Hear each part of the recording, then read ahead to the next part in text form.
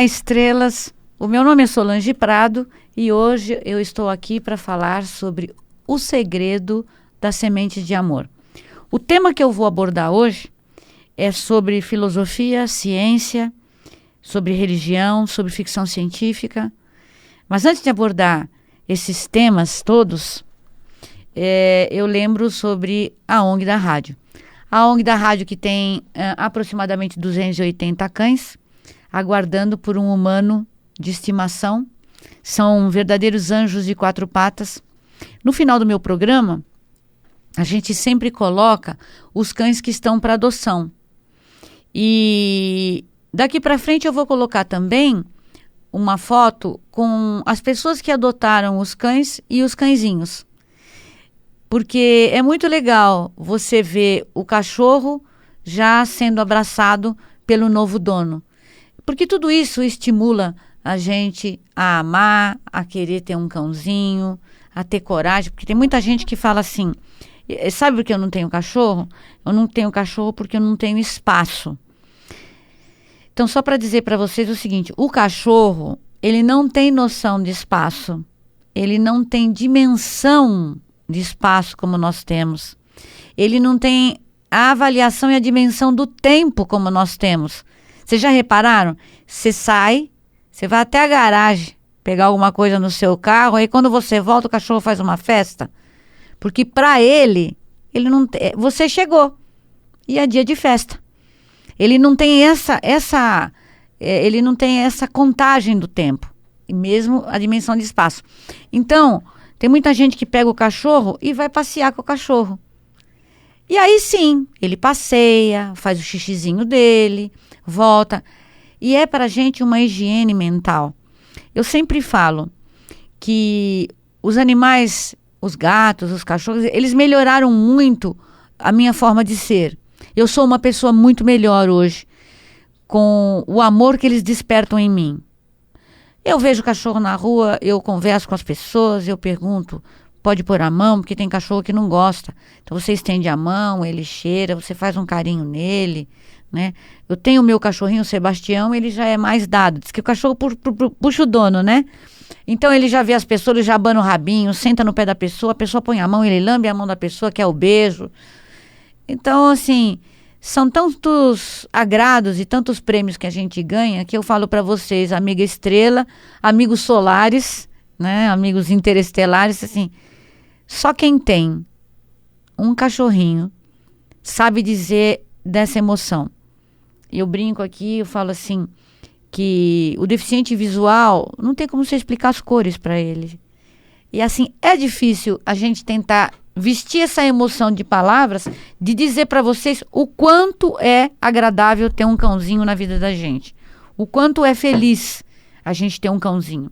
Então, falando nessas emoções todas, eu quero falar com vocês hoje um pouquinho sobre o Afeganistão. Eu quero falar um pouquinho sobre a reforma íntima e o que a gente pode mudar. Né? O que a gente pode mudar nessa questão de ter rancor, de ter raiva. Só um instantinho. A cadeira que baixou sem querer. Eu botei o pé embaixo da cadeira, mexeu na alavanca e desceu, eu fico longe da câmera. Então eu quero falar com vocês sobre essas questões, né? Então quando eu falo de ética, de religião, né? Então tudo isso que está acontecendo, eu falo assim, eu venho com vocês conversar assuntos que estão fervilhando nas redes sociais e no mundo. E essa questão do Afeganistão, do Talibã, que a gente vê tanta coisa acontecendo, eu sempre trago um novo olhar que é para a gente entender o porquê, as razões e como melhorar isso. Então, quando você vê essas coisas acontecendo, você vê que falta reforma íntima, né? Falta uma moralidade, falta bom senso, falta muita coisa. E aí essas pessoas, muitas pessoas que falam, tem crise sobre religião, algumas defendem fervorosamente uma religião, outra, e sabe, são várias caravanas que chegam no mesmo lugar que é Deus. São várias caravanas que vêm, cada uma vem de um lugar, e cada caravana traz consigo o que era usual naquela região, os costumes, a música, a vestimenta. Se você comparar, são várias caravanas para chegar no mesmo lugar. E umas pessoas falam assim, eu sou ateu. Às vezes o ateu é ateu até a água chegar num nível que aí, quando a coisa está bem ruim, quando chega nessa hora, a pessoa procura Deus. Então, porque se a gente for pensar em ficção científica, em filosofia, em ciência, em amar, como é que a gente faz isso? Como é que você leva a sua vida a sério? O que você tem feito, amiga Estrela, amigos solares? O que você está fazendo? Como é que você discute as coisas, às vezes, sem saber? Por exemplo, no catolicismo, tem um dado importante, que foi no século V, existia a reencarnação que era pregada pela Igreja Católica. Mas Constantino, que era os Estados Unidos, né? Era o presidente da época, era a pessoa que mais tinha poder, ele se casou com uma prostituta. E se existia a lei de causa e efeito? E se existia a lei de ação e reação? E se existisse, que existia, reencarnação, e estava escrito nas leituras sagradas, o que ia acontecer com ela? Como ela não queria passar por isso, não queria passar pelo julgo popular, não queria que ninguém criticasse, ela pediu para o Constantino encomendar para a Igreja Católica, encomendar para o Papa um estudo, um jeito de não falar de reencarnação. E aí fizeram um trâmite com a igreja, né? Teve um acordo, teve um valor, aconteceu aquela lavagem moral. E aí aconteceu de surgir o termo ressurreição. Então tirou reencarnação e colocou ressurreição. Então, às vezes as pessoas estão discutindo alguma coisa que elas nem sabem o que estão falando. Sabe, eu tenho uma amiga que ela discute tanto política, mas tanto política, eu falei, você vai ficar doente. Porque os caras não estão nem aí. O ministro que assumiu agora desse governo, ele era amigo do Lula. Não sou a favor, não sou contra, eu só estou dando uma constatação de um dado. Eles são milionários, eles não estão nem aí se você toma ou não toma vacina, se você vai ou não vai morrer. Olha como é que está a Previdência no Brasil. Então, o problema não é religião. O problema são as ações que as pessoas tomam que são imorais. Então, o que acontece? Se você para e pensa, para que você vai gastar o seu fígado discutindo religião, futebol e política? Ser informado e fazer alguma alteração na hora do voto, tudo bem. Mas se você não muda, se você ignora a história, se você ignora que Constantino mudou o catolicismo no século V, porque existia reencarnação, ele fez mudar o termo para ressurreição, e fez uma adaptação, aí parou de existir reencarnação no catolicismo. Se você fica discutindo coisas que, se você for falar realmente com uma pessoa que entende de história da humanidade, de filosofia, você passa vergonha, porque você está discutindo uma coisa que você não conhece. O que é importante é o seguinte, o que é que você faz por você? Qual é a reforma moral, amiga Estrela, amigo Solar, que você faz por você? Porque senão, sabe o que acontece? As pessoas ficam discutindo o sexo dos anjos, como diria minha avó, e aí tem que vir uma coisa drástica, global, que é o vírus, que ataca todo mundo e faz todo mundo repensar a vida. Bota todo mundo dentro de casa e faz todo mundo repensar a vida. O Chico Xavier, por exemplo, ele veio, veja se ele fazia confusão entre as religiões. Um dia desses eu escutei um cara que era... pessoas que eu gosto, tá? Que eu acompanho. E ele falou alguma coisa pesada sobre a Umbanda. E imediatamente eu escrevi para ele. e disse para ele o seguinte, porque eu tenho conhecimento, amigas estrelas, eu estudo sempre, eu estudei a vida inteira. Desde que eu tinha 13 anos de idade, eu estudo sobre a história da vida, da arte, a espiritualidade, budismo, cristianismo, umbanda, quimbanda, candomblé. Nós temos que estudar, nós temos que entender, nós não podemos ignorar. Aí vem um filho seu e fala, fui tomar um passe no kardecismo. Aí você vira um leão. Eu fui tomar um passe na umbanda. Você vira um leão? Se você ouvisse o que o Chico falou, jamais você faria uma crítica. Porque ele veio para fazer harmonização entre as religiões. Veja como ele é unânime. O Papa reverenciou o Chico Xavier. O Chico Xavier foi indicado como Prêmio Nobel da Paz. Porque o kardecismo, embora a gente simplifique dizendo que é uma religião, não é uma doutrina de vida. Uma forma de você viver adequadamente, viver feliz, viver entendendo o porquê que as coisas acontecem.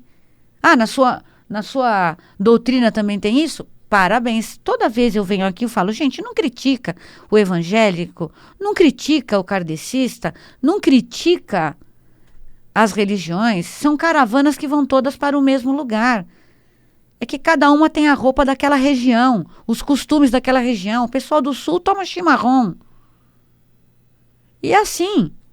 Então, o Chico, ele fez o quê? A paz entre as religiões. E aí um dia ele falou o porquê de existir a Umbanda. Ele descreveu desde a época que foram trazidos da África os negros e tornados escravos aqui. E daí ele explicou o que aconteceu no astral. Então não vamos criticar a doutrina, nós nascemos todos livres. Sabe? Então é preciso que a gente tenha consciência das coisas que a gente diz. Falando de desencarne, né? O Emmanuel, quando ele falou sobre o desencarne, ele falou que era uma concretização de paz, que todo mundo tem que ser dono de um ideal espírita, não é espírita de espiritismo, é de espiritualidade universal. Todo mundo tem uma razão de nascer na Palestina, nascer em Israel, nascer no Talibã. Tudo tem uma razão de ser. O Emmanuel, por exemplo, ele nasceu com uma missão na educação.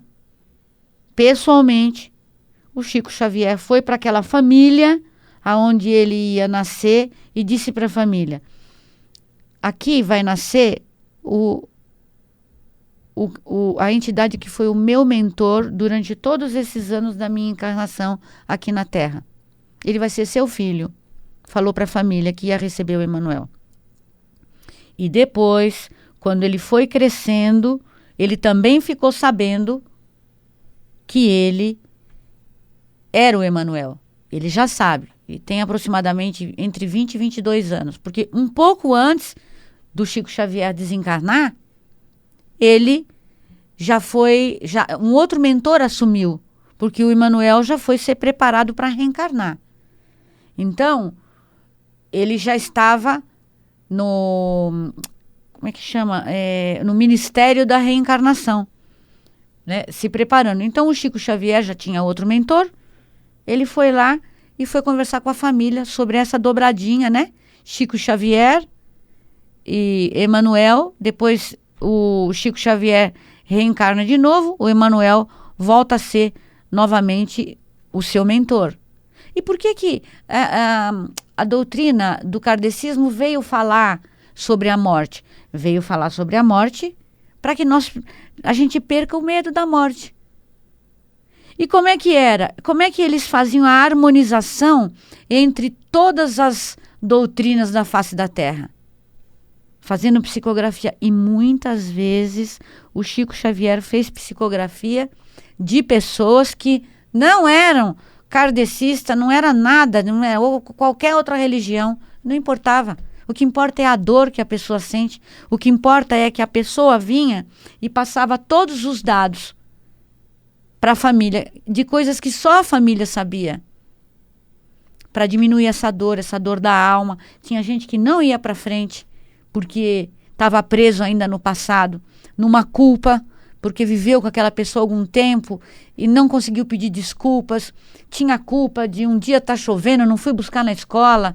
Tinha, sabe? E aí a pessoa casa e tem aquela dor. Eu casei, minha mãe não estava aqui, meu pai não estava aqui. Aí recebe uma psicografia. Eu estava no dia do seu casamento, eu estava no dia da sua formatura. Sabe o que é isso, amigas estrelas, amigos solares?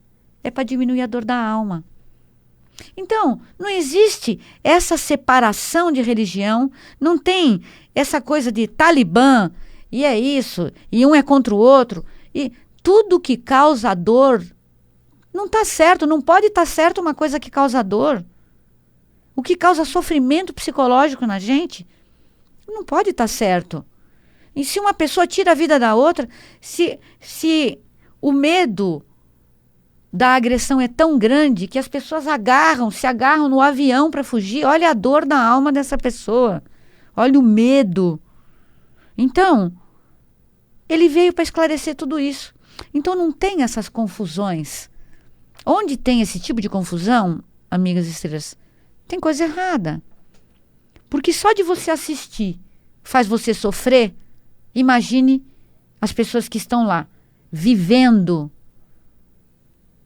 aquela agonia da morte próxima, das bombas. Com que finalidade? Com que finalidade uma pessoa chega para você e diz: não tome a vacina? Isso é uma dor psicológica. Isso é abuso. E tudo, já falei um programa meu sobre abuso psicológico. Eu tenho mais de 60 programas gravados. Sempre tem um tema que eu abordo, que é para diminuir a questão das dores emocionais. Você não sabe o que é violência psicológica? É tudo que te machuca. E pode ser uma ligação que você receba de uma pessoa, e a pessoa quer saber como é que a sua vida está indo. Se deu ruim mesmo, que a pessoa quer beber aquilo. Machuca. Aí você fala assim, tal pessoa me ligou, né? Eu estava conversando com uma amiga agora há pouco, ela falou assim, tal pessoa me ligou só para saber como é que tinha sido o meu divórcio. Como é que a outra pessoa estava, como é que eu estava, dizendo, estou bem, mas você está bem mesmo? Gente, essa turma que vive como urubu, querendo comer a carniça das coisas alheias que não deram certo. Deixa esse povo pra lá. Muda seu rol de amizades. Eu tenho uma amiga que fala assim, eu só tenho amizade agora com gente que me faz bem. Gente que não me faz bem, eu não tenho mais amizade. Então, qual é o nosso problema? Né? O que acontece na história da humanidade? Falta de moral. Uma falta de caráter. Porque quando alguém tem moral e caráter, a pessoa não liga para te fazer uma pergunta dessa. Mas quando liga, você é elegante. Você sai bem por cima, não entra no jogo e sai elegantemente. Mas você sabe que aquela pessoa, você não quer mais.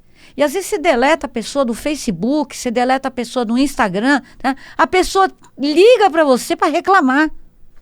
Veja a falta de ética e a falta de noção. A gente tem que ter ética. A gente tem que ter noção. Porque as pessoas têm direito de não querer você. Não gosta de mim? Não tem problema. Não gosta de mim, discute com Deus. Né? A gente não pode se desgastar com essas coisas. O que tem que ficar é assim. É a palavra do Chico Xavier. Que foi e é ainda o maior livro de ensinamento de se viver.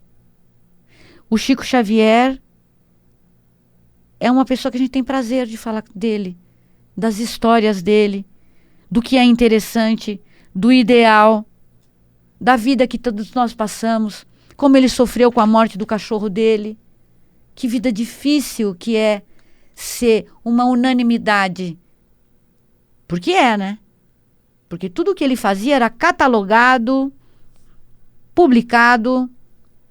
Se antes, quando ele estava encarnado, ele tinha 419 livros, hoje tem 533. da lavra mediúnica dele? Porque ele veio falar uma palavra de paz.